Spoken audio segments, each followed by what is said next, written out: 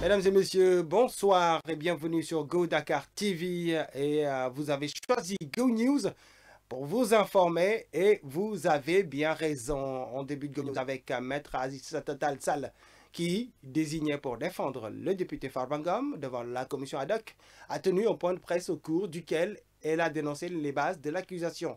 Selon elle, le dossier d'accusation de Farba Ngom repose uniquement sur 4 lettres de transmission du parquet. Cette situation l'a poussé à quitter la salle.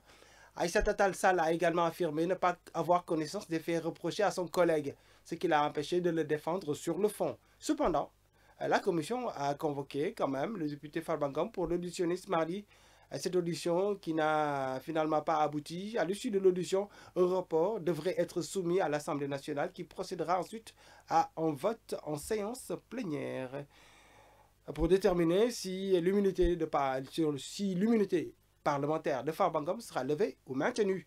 Cette procédure fait suite à l'évolution d'une affaire judiciaire et sa conclusion pourrait avoir des répercussions importantes sur la carrière politique de Farba Ngom. D'autres personnes qui ont maille à partir avec la justice, on peut y citer Omar Sow, ancien conseiller du président Macky Sall, qui a été placé en garde à vue à la division spéciale de la cybersécurité et qui est poursuivi pour propos contraires aux bonnes mœurs et de nature à favoriser la discrimination. Il sera déféré ce mercredi, de même que Abou Diallo, un chroniqueur à la Sen TV, à qui il est reproché des propos jugés séditieux, susceptibles d'inciter à la discrimination ethnique. Tabaski Ngom, également arrêté récemment par la division des investigations criminelles pour des soupçons de détournement de deniers publics et blanchiment de capitaux, est désormais au centre d'une affaire explosive. Déféré devant le parquet aux côtés de Ahmad Ba, ancien directeur général de l'APROSI, elle attend que la justice fasse son œuvre. À côté de Mohamed Ba, bien sûr.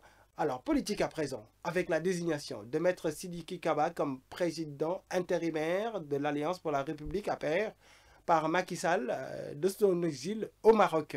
M. Kaba succède ainsi à Amadou Mame Diop et à Abdoulaye Daouda Diallo. Ce choix intervient dans un contexte marqué par des tensions internes au sein de l'APR et par des affaires judiciaires impliquant plusieurs de ses membres confrontés à des accusations de détournement et de blanchiment de fonds. Sidiki Kaba, ancien ministre et avocat renommé, possède une riche expérience en droit de l'homme et en gestion de politique internationale. Son parcours inclut des postes ministériels, des fonctions dans des organisations internationales. Ce choix stratégique vise à renforcer la défense du parti face aux défis judiciaires et politiques qui l'attendent.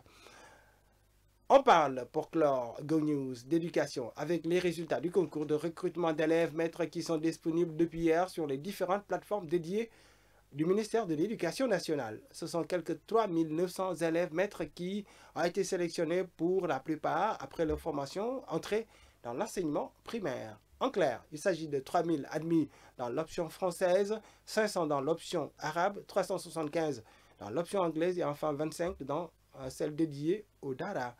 Autre information, c'est le nouveau recrutement d'enseignants annoncé hier par le ministère de l'Éducation nationale. En effet, l'État du Sénégal lance un recrutement de 2000 enseignants pour renforcer le système éducatif. Les informations sur les dépôts de candidature et les conditions d'éligibilité seront bientôt disponibles. Voilà pour Go News.